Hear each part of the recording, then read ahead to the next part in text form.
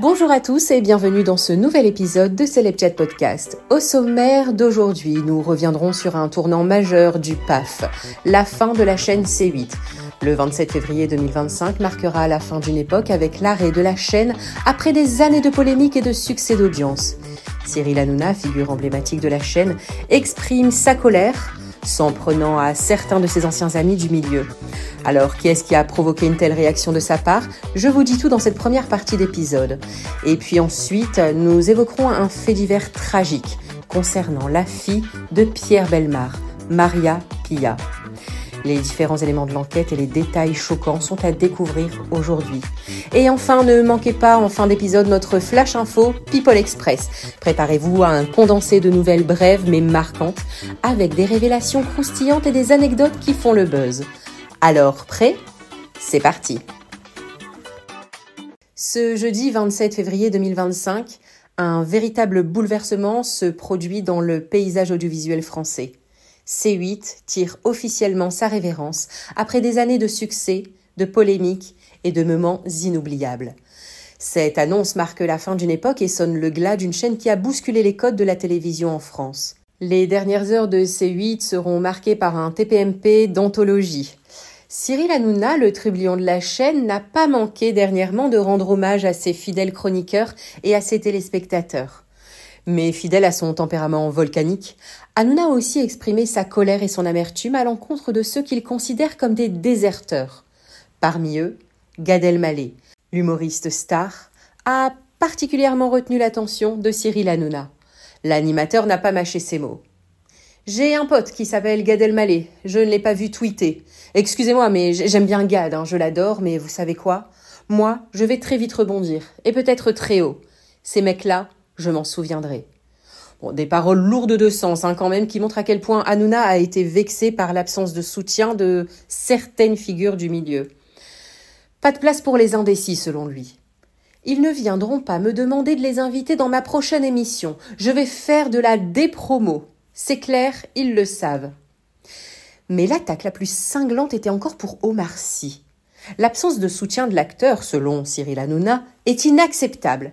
« Ils ne m'ont même pas envoyé un message. S'ils m'appellent, je les envoie chier. » Bon, une phrase qui en dit long encore sur la rancœur accumulée par Cyril Hanouna, dont la sortie ne fait qu'ajouter un peu plus d'huile sur le feu de cette fin de chaîne houleuse. Pour Hanouna, cette conclusion de C8 est plus qu'un simple arrêt de programmation. C'est un véritable affront et une manière de rappeler qu'il ne laissera personne oublier son influence sur le PAF. La fin de C8 aura fait couler beaucoup d'encre, mais une chose est sûre. La chaîne aura marqué la télévision française de son empreinte. Reste à savoir si un autre acteur du paysage audiovisuel saura reprendre le flambeau. Et comme je vous le disais en sommaire, un événement tragique a secoué la France cette semaine. Maria Pia Bellemare, la fille de l'iconique animateur Pierre Bellemare, a été poignardée par son propre fils dans la nuit du 26 au 27 février 2025 dans leur domicile de la rue Molière à Montreuil. Un fait divers qui a plongé la famille Bellemare dans un tourbillon de choc et d'incompréhension. Les faits, survenus autour de 21h, sont d'une violence insoutenable. Après un appel des voisins, les autorités arrivent sur les lieux et trouvent Maria Pia, âgée de 54 ans, grièvement blessée à l'abdomen.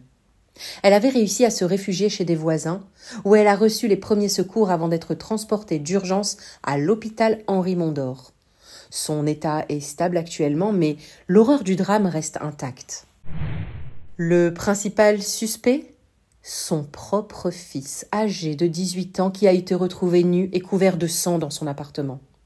Les policiers rapportent qu'il s'était auto-infligé des blessures graves à l'abdomen et aux membres supérieurs, se laissant dans une situation tragique où ses viscères étaient visibles. Et selon les premiers éléments de l'enquête, l'adolescent se serait éventré avant l'arrivée de secours. Son pronostic vital aurait été engagé, mais son état s'est stabilisé après son transport à l'hôpital de la Pitié-Salpêtrière. La police écarte rapidement l'hypothèse d'un crime criminel externe et s'oriente vers un drame familial sans précédent. Les circonstances exactes de ce différend familial restent floues, mais selon des sources policières, 4 couteaux ensanglantés ont été retrouvés dans l'appartement de l'adolescent et des cachets de drogue ont été saisis dans sa chambre. Une spirale de violence incompréhensible qui soulève plus de questions qu'elle n'apporte de réponses. Pierre Bellemare, décédé en 2018 à l'âge de 88 ans, avait marqué toute une génération de téléspectateurs par ses récits criminels et ses émissions de télé. Aujourd'hui, malheureusement, c'est sa fille qui se trouve au centre d'un drame encore plus tragique et incompréhensible. Une histoire qui laisse derrière elle une famille brisée et un pays sous le choc. L'enquête confiée au commissariat de Montreuil doit encore faire toute la lumière sur les causes de cette violence gratuite. Mais pour le moment, l'émotion et la stupéfaction sont à leur comble et les proches de Maria Pia Bellemare ne sont pas prêts d'oublier cette tragédie familiale. Et maintenant, place à notre Flash Info People Express. Et on commence par Julien Courbet, pris au piège d'un débat houleux en direct. C'était dans son émission Ça peut vous arriver. Julien Courbet a tenté d'aider un particulier escroqué de 6 000 € par un artisan indélicat. Mais la discussion a rapidement dérapé quand l'artisan a accusé l'animateur de propos racistes tenus lors d'un précédent échange. Un clash tendu qui a laissé Julien Courbet interloqué, avant qu'il ne reprenne la main sur la situation. Après 3 ans d'absence, Harry Habitant fait son retour sur scène. Acquitté après une enquête pour viol, il a profité de son passage sur C'est à vous pour défendre son innocence. Mais son intervention a déclenché une vague de réactions hostiles sur les réseaux sociaux. Certains rappelant que non-lieu ne signifie pas innocent. Son retour reste très controversé. Louane parmi les favorites pour l'Eurovision 2025, même si la chanson qu'elle interprétera en mai n'est pas encore connue. Elle figure déjà parmi les favorites pour remporter l'Eurovision. La France est actuellement 2e chez les bookmakers derrière la Suède. Alors, sa performance pourrait-elle offrir un nouveau sacre à la France ? Réponse le 15 mars lors de la révélation de son titre. Un nouveau documentaire dévoile que Matthew Perry, l'acteur qui jouait dans Friends, a reçu 27 injections de kétamine dans les 3 jours précédant sa mort. Une enquête a conduit à l'inculpation de 5 personnes, dont une trafiquante surnommée la reine de la kétamine. De nouvelles zones d'ombre entourent la disparition tragique de cet acteur. L'actrice de Buffy et Gossip Girl, Michelle Trachtenberg, est décédée à 39 ans. Elle a été retrouvée inanimée à son domicile de Manhattan. La police a écarté la thèse criminelle, tandis que son autopsie pourrait révéler un lien avec une récente greffe de foie. Ses anciens collègues lui ont rendu de vibrants hommages, saluant une actrice passionnée et engagée.